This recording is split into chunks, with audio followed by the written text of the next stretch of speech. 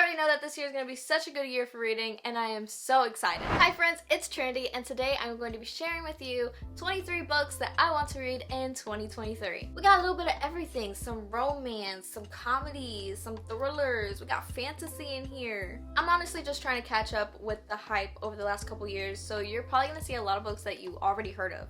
Okay, let's get right into it. First, we are going to start with the one and only Seven Husbands of Evelyn Hugo by Taylor Jenkins Reid. I don't know much about it, but I'm pretty sure it follows a Hollywood actress or it's Hollywood somebody. I believe she just tells her story of what's happened in her life in Hollywood. Continuing with Taylor Jenkins Reid, I'd love to read Daisy Jones and the Sixth. I've heard so many good things about this and how it's like interview style. It basically just goes through like why this really popular band in the 1970s broke up. I think it would be a really interesting read, especially because I don't think I've ever read a book that was like interview style before. Continuing on, we have Malibu Rising. This is another one that I don't really know what it's about, but so many people love it. Like, so many people added it to like the top 10 of 2022.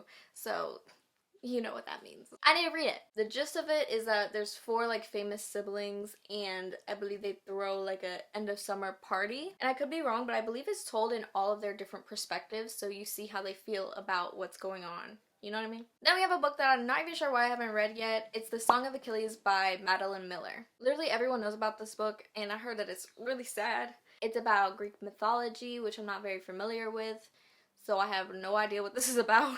Next is a series that I actually read before, but it's the Shatter Me series by Tahira Mafi. I read this all the way back in middle school when the full series wasn't even out yet, and I remember the third book being my favorite, but I need to reread it. And obviously finish out the rest of the series. Basically, the story follows this girl that whenever she touches something, they die. She gets imprisoned, and the military wants to use her as a weapon because she don't like killing people and hurting people. So yeah. All I know is I remember loving it, but I have no idea what the details are. I forgot all about them.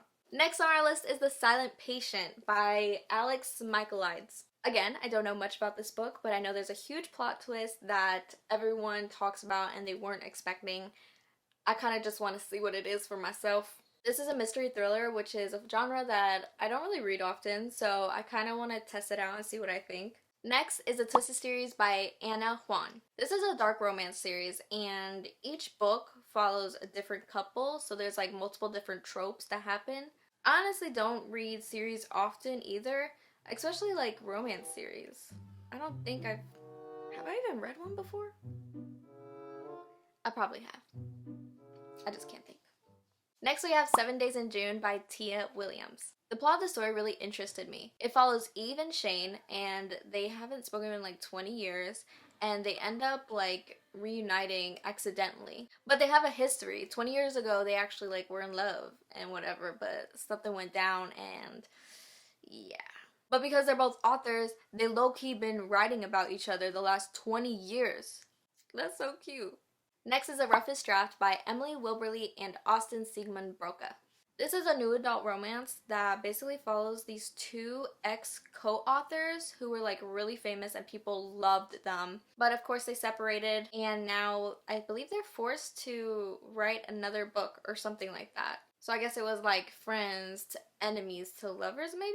Now for the next couple books, they're all Emily Henry, and that is because I need to understand the hype behind her writing. First we have People We Meet on Vacation, which follows Poppy and Alex. They're like besties, but they're opposites, and every summer they go on this vacation. Something happens and they haven't actually spoken in 2 years until Poppy reaches out to Alex and she's like, yo, let's go on another vacation. So I guess this is them either like reuniting and like finding closure, or this is them just becoming friends again. I don't know.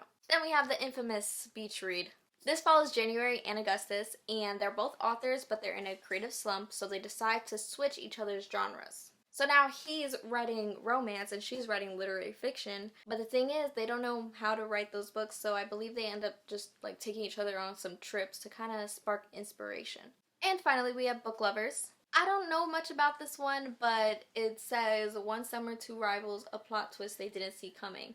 So I'm guessing it's like enemies to lovers. Next is another fantasy series that many people already know about, but it's the Akitar series by Sarah J. Maas. Again, I don't know what really this is about, but apparently she gets imprisoned by her enemy's kingdom, and I believe she's trying to escape, but it's basically enemies to lovers. So I just know that everyone loves it, especially the second book, so I need to hop on the hype train.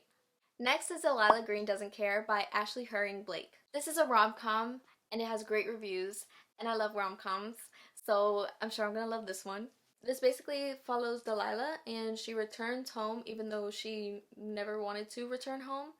And she runs into Charlie, who's she's seen before, but she never, like, I don't think they were ever close, but they form a relationship, I think, something like that. Next is another book that I've seen on like lots of people's top 10 of 2022, and that's Every Summer After by Charlie Fortune. All I really know about this is that it says 6 summers to fall in love, 1 moment to fall apart, a weekend to get it right. I also heard it's a good summer read. The next book sounds like it would be so funny, and it's such a different take too. It's called Dial A for Aunties by Jessie Sutanto. Basically, an accidental murder takes place, and the girl who did it calls her aunties to come to her rescue. Then we have Conversations with Friends by Sally Rooney. Now this is a contemporary romance, and I haven't read any Sally Rooney books yet, but I wanted to give her a try. Next is Colleen Hoover, and I've read a lot of her books in the past, but I feel like it's time that I start catching up on the books that I haven't gotten to yet. First is It Starts With Us, and this follows Atlas and Lily's story after It Ends With Us. If I'm being honest, I don't really remember what I felt for It Ends With Us, but I remember there being so much hype. But I can't lie, I am interested in where Lily and Atlas's story will go. Next we have Verity, and I don't know why I haven't read this one yet. So many people have, and I've had this recommended to me too many times. It's basically a mystery thriller, which is something completely different than what I'm used to when it comes to Colleen Hoover. I can't even really tell you what this is about, just that this girl is asked to finish a book series of a famous author, and she just comes across things that she wasn't ready for. Last Colleen Hoover book is Reminders of Him. This book follows Kenna, and she is determined to form a relationship with her daughter after being in jail for like 5 years. She returns to her hometown, but like everybody shuts her out, whatever, except for this one dude that does have a connection to her daughter, and I believe they just form this kind of relationship that not many people are fond of. Okay, we're almost done.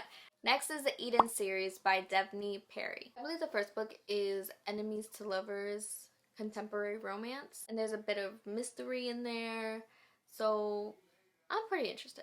But I've heard great things about the series, and I wanted to give it a try. Next is Love in Other Words by Christina Lauren. This is a new adult romance, and it's the friends to lovers trope. It's also told in like past and present perspective, which is pretty cool. We love a little cute read, you know? And the cover's cute too, so I can't complain.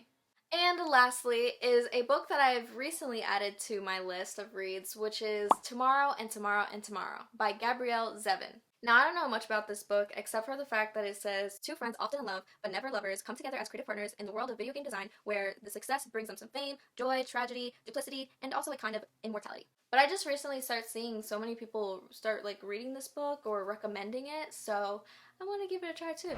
And that just about wraps up my most anticipated reads for 2023. This is the year that I'm starting to get back into reading, so a lot of it, like I said, are just really hyped up books that I haven't gotten to yet. Literally all I want is to relate to the hype behind some of these books, and this is the year for that. If you would like to follow me on my book journey, you're already here, so go ahead and click the subscribe button, and maybe hit the bell, or leave a comment, drop a like. Alright, I'll see you on my next video real soon. Bye! Okay. Am I drooling? Please hold while I get my notes. I need someone's help. No, I'm an independent woman.